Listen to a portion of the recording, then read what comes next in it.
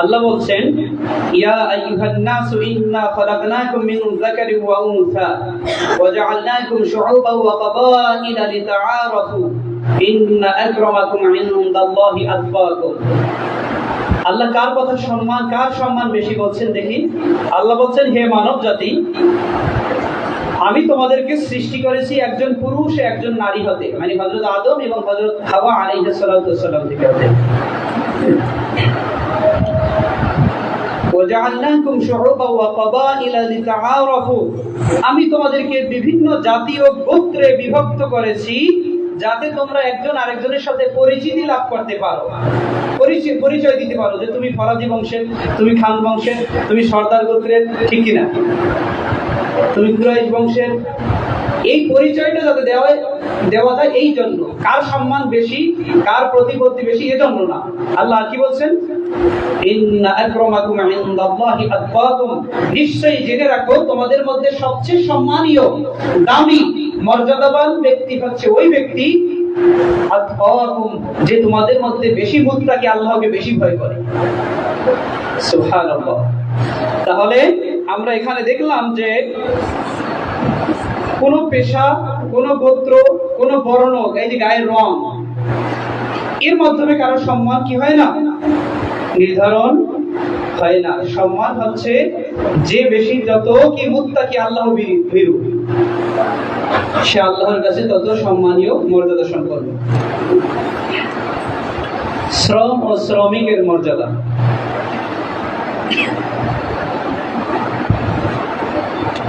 এই যে আমরা বেঁচে থাকার তাগিদে বিভিন্ন পেশায় আমরা নিয়োজিত। আল্লাহ রাসূল সাল্লাল্লাহু আলাইহি ওয়াসাল্লাম বলছেন, ফরজ যত ইবাদত আছে, এই ইবাদতের পর মানুষের অন্যতম একটি ফরজ আমল হলো হালাল রিজিক উপার্জনে শ্রম ব্যয় করা। হালাল খাদ্য, হালাল রিজিক অন্বেষণের জন্য যে শ্রম দেওয়া হয়, যে কষ্ট, শ্রম, এগুলো আমরা দেই, এটা হচ্ছে কি ফরজ যত ইবাদত আছে তারপরে একটা ফরজ। আল্লাহ রাব্বুল আলামিন সূরা জুমআর 10 নম্বর আয়াতে বলছেন, ফাইযা কুদিয়াতিস সালাতু ফান্তাশিরু ফিল আরদ ওয়াবতাগু মিন ফাদলিল্লাহ, যখন নামাজ শেষ হয়ে যায় তখন তোমরা জমিনে বের হয়ে যাও, জমিনে ছড়িয়ে পড়ো এবং আল্লাহর অনুগ্রহ, রিজিক সন্ধান করো। তাহলে আমাদেরকে শুধু মসজিদের মধ্যে বসে থাকতে বলেননি। আল্লাহ বলছেন, যখন তোমাদের নামাজ শেষ হয়ে যাবে তোমরা তখন কি করবে, কাজে বেরিয়ে পড়বে, রিজিক অন্বেষণ করবে। আল্লাহ রাব্বুল আলামিন অন্যত্র তো বলেছেন যে আমি মানুষকে শ্রম নির্ভর করে তৈরি করেছি, সৃষ্টি করেছি। মানে কেউ শ্রম ছাড়া, কষ্ট ছাড়া, কোনো কাজ ছাড়া সে পৃথিবীতে বেঁচে থাকবে, এটা হতেই পারে না। আল্লাহ এভাবেই সৃষ্টি করেছেন যে প্রত্যেকেই কাজে নিয়োজিত থাকবে।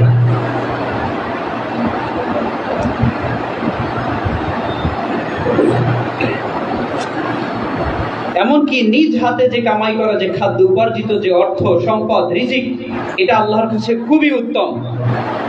আল্লাহ রাসূল সাল্লাল্লাহু আলাইহি ওয়াসাল্লাম বলছেন, কারো জন্য নিজ হাতে উপার্জন অপেক্ষা উত্তম আহার্য বা আর খাদ্য হতে পারে না। সহিহ বুখারীর হাদিস।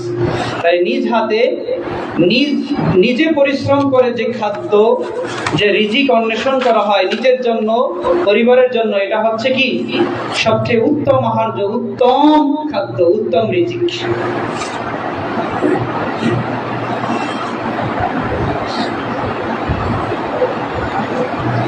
অলস জীবনযাপন করা যাবে না। আমাদেরকে যে কোনো একটা পেশায় নিয়োজিত থাকতে হয় স্বাভাবিকভাবে। এমনকি আল্লাহ রাসূল সাল্লাল্লাহু আলাইহি ওয়াসাল্লাম বলছেন, আত-তাজিরুস সাদুক আল-আমিন মা'আন নাবিয়্যিন ওয়াস সিদ্দিকিন ওয়াশ শুহাদা, যে সত্যবাদী যে ব্যবসায়ী আছে, বিশ্বস্ত যে ব্যবসায়ী আছে, তারা আখিরাতে, পরকালে নবীগণ, সিদ্দিকগণ এবং শহীদদের সাথে থাকবে। তাহলে যারা ব্যবসা করে তাদেরকে ছোট করে দেখার কোনো সুযোগ নাই। যারা কাজ করে, খায়, তাদেরকে কি করা যাবে না, কেউ করা যাবে না। যে যে পেশাই থাকুক না কেন, প্রত্যেক পেশাই কিন্তু সম্মানের মর্যাদা। তাহলে নিজ হাতে উপার্জিত যে অর্থ, যে রিজিক, এটা আল্লাহর কাছে খুবই গুরুত্বপূর্ণ। এই কারণে আমরা যেমন স্বাভাবিকভাবে আমরা যখন পথ চলি, রিক্সাওয়ালাকে অনেক সময় আমরা কি করি, কেউ আছে আমাদের চেয়ে বয়সে ছোট কিন্তু স্বাভাবিকভাবে তুমি সম্বোধন করি।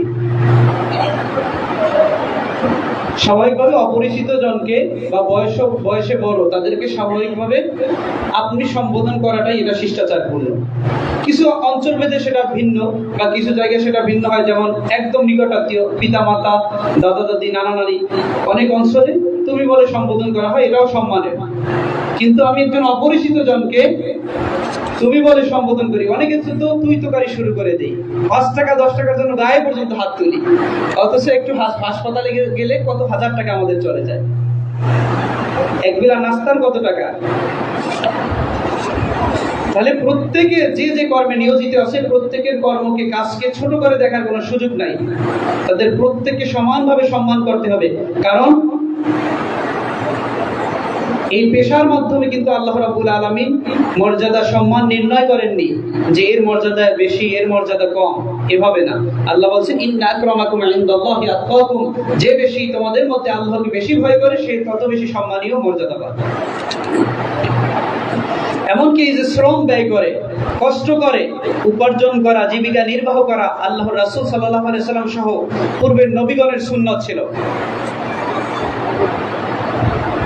আল্লাহ রাসূল সাল্লাল্লাহু আলাইহি ওয়াসাল্লাম বলেন, মা বাআসাল্লাহু নাবিয়ান ইল্লা রাআল গনাম ফাকালা আসহাবুহু ওয়া আনতা ফাকালা নাআম কুনতু আরআহা আলা কারারিতা লি আহলি মক্কা। হযরত আবু হুরায়রা রাদিয়াল্লাহু তাআলা আনহু থেকে বর্ণিত, আর তিনি বলেন যে নবী সাল্লাল্লাহু আলাইহি সাল্লাম বর্ণনা করেছেন, আল্লাহ রাসূল সাল্লাল্লাহু আলাইহি সাল্লাম বলেন, আল্লাহ তাআলা যত নবী রাসূল পাঠিয়েছেন সকলে ছাগল চড়িয়েছেন। তখন সাহাবায়ে কেরাম বললেন, ইয়া রাসূলুল্লাহ, আপনিও চড়িয়েছেন? তখন আল্লাহ রাসূল সাল্লাল্লাহু আলাইহি সাল্লাম বলেন, হ্যাঁ, আমি কয়েক কিরাতের বিনিময়ে মক্কাবাসীদের ছাগল চড়িয়েছি, শ্রম খেটেছি। এটা সহিহ বুখারীর হাদিস। তাহলে আমরা দেখলাম যে প্রত্যেক নবী রাসূল কি করছেন? অর্থের বিনিময়ে, উপার্জনের বিনিময়ে, সম্পদের বিনিময়ে ছাগল চড়াতেন। হযরত দাউদ আলাইহিস সালাতু ওয়াস সালামের পেশার ব্যাপারে, তিনি কোন পেশায় ছিলেন? আল্লাহ রাব্বুল আলামিন সূরা আম্বিয়ার ৮০ নম্বর আয়াতাংশে বলেন, ওয়া আল্লামনাহু সানআতা লাবুসিল লাকুম, আমি তাকে তোমাদের জন্য বর্ম নির্মাণ শিক্ষা দিয়েছিলাম। এবং আমরা তাফসীরের কিতাবগুলোতে দেখেছি যে তিনি এই বর্ম বিক্রির মাধ্যমে তিনি উপার্জন করতেন।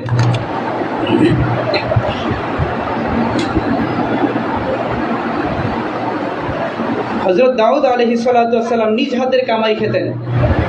এমনকি হযরত জাকারিয়া আলাইহিস সালাতু ওয়াস সালামের পেশা ছিল কাঠ মিস্ত্রি। কাঠের যে ঘর আছে না, তারপর যে এই যে কাঠের যত আসবাবপত্র এই যে আমরা দেখতে পাই, তো কাঠের এগুলো, এই কাঠের এইগুলো তিনি ছিলেন কাঠ মিস্ত্রি। সহিহ মুসলিমের হাদিস 2379 নম্বর হাদিস, আল্লাহ রাসূল সাল্লাল্লাহু আলাইহি ওয়াসাল্লাম বলেন, কানা যাকারিয়াহু নাজ্জারান, হযরত জাকারিয়া আলাইহিস সালাতু ওয়াস সালাম ছিলেন কাঠ মিস্ত্রি। এরকমের যত নবী রাসূল ছিলেন তারা বিভিন্ন পেশায় বিভিন্নভাবে কি করেছেন? পেশায় নিয়োজিত ছিলেন।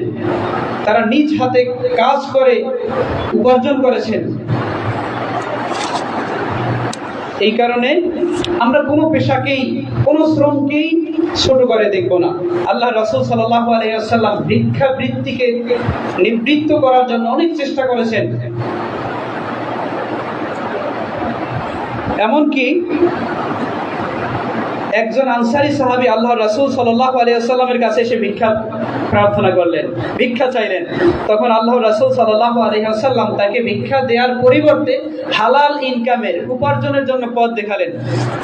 আল্লাহ রাসূল সাল্লাল্লাহু আলাইহি ওয়াসাল্লাম ওই আনসারী সাহাবীকে বললেন, তোমার ঘরে যা আছে তা নিয়ে আসো। তখন ওই আনসারী সাহাবী তার ঘরে ছিল একটা কম্বল এবং একটা বাটি, একটা কম্বল একটা বাটি, এটা নিয়ে আসলেন। আল্লাহ রাসূল সাল্লাল্লাহু আলাইহি ওয়াসাল্লাম সাহাবাদের কাছে এটা 2 দিরহামে বিক্রি করে দিলেন। তারপর আল্লাহ রাসূল সাল্লাল্লাহু আলাইহি ওয়াসাল্লাম এই 2 দিরহাম দিয়ে কি করলেন? 1 দিরহাম দিয়ে তার পরিবার পরিজনদের জন্য খাবারের ব্যবস্থা করলেন, আহারের ব্যবস্থা করলেন। আর 1 দিরহাম দিয়ে একটা কুঠার কিনে আল্লাহ রাসূল সাল্লাল্লাহু আলাইহি ওয়াসাল্লাম নিজে হাতল লাগিয়ে দিলেন। ওই যে কাঠের একটা হাতল থাকে না সামনে, এটা লাগিয়ে দিলেন। এরপর আল্লাহ রাসূল সাল্লাল্লাহু আলাইহি ওয়াসাল্লাম বললেন, তুমি কাঠ কেটে বিক্রি করো এবং 15 দিন এইভাবে করতে থাকবে, এরপর আমার সাথে দেখা করো। অতঃপর আল্লাহ রাসূল সাল্লাল্লাহু আলাইহি সাল্লামের কাছে 15 দিন পরে 10 দিরহাম নিয়ে তিনি উপস্থিত হলেন। তখন আল্লাহ রাসূল সাল্লাল্লাহু আলাইহি সাল্লাম বলছেন, হাযা খায়রুল লাকা মিন তাজিআল মাসআলাতু নুকতাতান ফি ওয়াজহিকা ইয়াউমাল কিয়ামা। আল্লাহ রাসূল বললেন, ভিক্ষা করে বেরানোর চেয়ে এই কাজ তোমার জন্য অধিক উত্তম, কেননা ভিক্ষার কারণে তোমার মুখমণ্ডলে কিয়ামতের দিন একটি বিশ্রী কালো দাগ থাকতো। সুনানে আবু দাউদের হাদিস, 1641 নম্বর হাদিস। যে আল্লাহ রাসূলের কাছে একজন আনসারী সাহাবী ভিক্ষা নিতে আসলেন, কিন্তু আল্লাহ রাসূল সাল্লাল্লাহু আলাইহি ওয়াসাল্লাম তাকে কি করলেন? হালাল উপার্জনের পথ দেখালেন। এমনকি আমরা দেখতে পেলাম হাদিসের মাধ্যমে যে কুঠারের হাতলটাও আল্লাহ রাসূল নিজে লাগিয়ে দিলেন। তাহলে উপার্জনের ব্যাপারে আল্লাহ রাসূল সাল্লাল্লাহু আলাইহি ওয়াসাল্লাম উদ্বুদ্ধ করলেন। দুইটা বিষয় আছে জায়েজ, কিন্তু আল্লাহ রাসূল সাল্লাল্লাহু আলাইহি ওয়াসাল্লাম নিরুৎসাহিত করতেন, অপছন্দ করতেন। তার মধ্যে একটা আছে তালাক দেয়া, স্বামী স্ত্রীর বিচ্ছেদ, এটা হালাল। তালাক দেয়াটা কি জায়েজ আছে, প্রয়োজনে, অপ্রয়োজনে না। প্রয়োজনে একান্ত কোনোভাবেই আর কাজ হচ্ছে না, মনোমালিন্য লেগেই থাকে, গনিমনা হচ্ছে না, সে একদম চূড়ান্ত শেষ পর্যায়ে হচ্ছে তালাক, এটা জায়েজ আছে। কিন্তু আল্লাহ রাসূল সাল্লাল্লাহু আলাইহি ওয়াসাল্লাম এটা অপছন্দ করতেন। শয়তান কিন্তু খুশি হয় তালাক হয়ে গেলে। আরেকটা হচ্ছে ভিক্ষাবৃত্তি, এটাও বাধ্য হয়ে গেলে জায়েজ আছে, কিন্তু আল্লাহ রাসূল সাল্লাল্লাহু আলাইহি ওয়াসাল্লাম এটাকে নিরুৎসাহিত করেছেন। কারণ হচ্ছে আল্লাহ রাসূল সাল্লাল্লাহু আলাইহি ওয়াসাল্লাম বলছেন যে নিচের হাত অপেক্ষা উপরের হাত কি উত্তম। কারণ হচ্ছে যে চায় তার হাত নিচে থাকে, আর যে দেয় তার হাত উপরে থাকে। তাহলে ইসলাম সেই শুরু থেকেই শ্রমিকদের অধিকার দিয়েছে, শ্রমিকদের শ্রমের ব্যাপারে কি উৎসাহিত করেছে। শ্রমিকদের অধিকারের ব্যাপারে আল্লাহ এবং তার রাসূল সাল্লাল্লাহু আলাইহি ওয়াসাল্লাম পবিত্র কোরআন এবং হাদিসে অসংখ্যবার আমাদেরকে সাবধান করেছেন। এমনকি আল্লাহ তাআলা বলেন, ইয়া আইয়ুহাল্লাযীনা আমানু আউফু বিল উকুল, হে মুমিনগণ তোমরা অঙ্গীকার পূরণ করো। আল্লাহ রাসূল সাল্লাল্লাহু আলাইহি ওয়াসাল্লাম বলেন, আল মুসলিমুনা আলা শুরুতিহিম, যে মুসলমানরা নিজেদের শর্তসমূহ পালন করতে বাধ্য। শ্রমিকদের অধিকার ব্যাপারে আমরা সংক্ষেপে কয়েকটা পয়েন্ট আমরা শুনি, যে সাধ্যের বাইরে কাউকে কোনো কাজ চাপিয়ে না দেওয়া। আমাদের অধীনস্থ যারা শ্রমিক থাকবে তাদের উপরে আমরা সাধ্যের উপরে কাজ চাপিয়ে দিব না। আল্লাহ নিজেও বলছেন, লা ইউকাল্লিফুল্লাহু নাফসান ইল্লা উসআহা, যে আল্লাহ তাআলা কারো সাধ্যের বাইরে কোনো দায়িত্ব অর্পণ করেন না। এমনকি হযরত শুআইব আলাইহিস সালাতু ওয়াস সালাম যখন হযরত মূসা আলাইহিস সালাতু ওয়াস সালামকে শ্রমিক নিয়োগ দেন, তখন তিনি বলেছিলেন, ওয়া মা উরিদু আন আশুক্কা আলাইকা, আমি তোমাকে কষ্ট দিতে চাই না, আল্লাহ চাহে তো তুমি আমাকে সদাচারী পাবে। এরকম অসংখ্য হাদিস এবং আয়াত আছে। 2 নম্বর হচ্ছে যথাযোগ্য পারিশ্রমিক নির্ধারণ করা, যারা শ্রমিক থাকবে তাদেরকে আমরা যথার্থ মজুরি দান করব। 3 নম্বর যথাসময়ে পারিশ্রমিক পরিশোধের চেষ্টা করব। 4 নম্বর শ্রমিকের উপর কোনো ধরনের জুলুম না করা। 5 নম্বর শ্রমিকের সাথে সুন্দর আচরণ করা।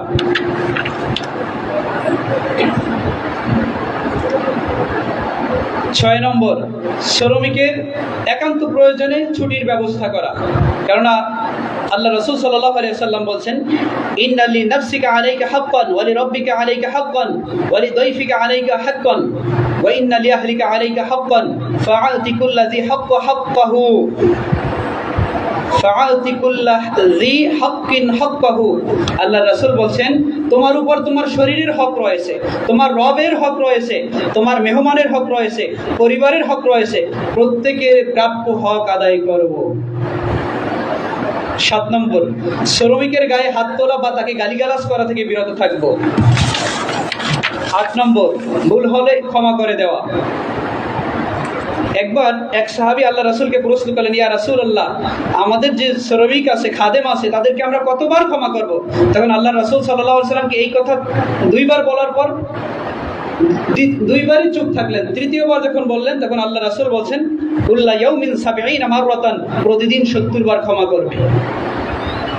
9 নম্বর আল্লাহর বিধান পালনের সুযোগ দেয়া। 10 নম্বর শ্রমিক অসুস্থ হলে বা মারা গেলে তার পরিবারের খোঁজ খবর রাখবো। অর্থাৎ ইসলাম আমাদের এইভাবে শ্রমিকদের ব্যাপারে আমাদেরকে কি করেছেন, সাবধানতা অবলম্বনের কথা বলেছেন। এখন কি শ্রমিকের কি দায়িত্ব? এতক্ষণ শুনলাম মালিক থেকে শ্রমিকের উপর, অর্থাৎ যাদের অধীনস্থ থাকবে তাদের ব্যাপারে বলা হয়েছে। এখন যারা শ্রমিকদের কি, আল্লাহ রাসূল সাল্লাল্লাহু আলাইহি সাল্লাম বলছেন, আল্লাহ ওই শ্রমিককে ভালোবাসেন যে সুন্দরভাবে কার্য সম্পাদন করে। কেননা কাজ ফাঁকি দিয়ে নিয়মিত হাজিরা খাতায় স্বাক্ষর করে বেতন উত্তোলন করা ধোঁকাবাজির নামান্তর। আল্লাহ রাসূল সাল্লাল্লাহু আলাইহি সাল্লাম বলছেন, মান ওয়াশা ফালাইসা মিন্না, যে ধোঁকা দেয় সে আমাদের দলভুক্ত নয়। এমনকি আল্লাহ রাসূল সাল্লাল্লাহু আলাইহি সাল্লাম 3 শ্রেণীর ব্যাপারে দ্বিগুণ সওয়াবের কথা বলছেন। তার মধ্যে এক শ্রেণী হলো আল আব্দুল মামলুক ইযা আদ্দা হাক্কাল্লাহি ওয়া হাক্কা মাওয়ালি। আল্লাহ রাসূল বলছেন, ওই শ্রমিক যে নিজের মালিকের হক আদায় করে এবং আল্লাহর হক আদায় করে, আল্লাহ রাব্বুল আলামিন তাকে দ্বিগুণ প্রতিদান দান করবে। অর্থাৎ যে তার কাজ সুন্দরভাবে পালন করে এবং আল্লাহর হক আদায় করে, তাকে আল্লাহ রাব্বুল আলামিন দ্বিগুণ সওয়াব দান করবেন। সুতরাং এইভাবে ইসলাম আমাদেরকে যেমনিভাবে মালিকের ব্যাপারে বলেছে, যারা অধীনস্থ আছে তাদের ব্যাপারে বলছে।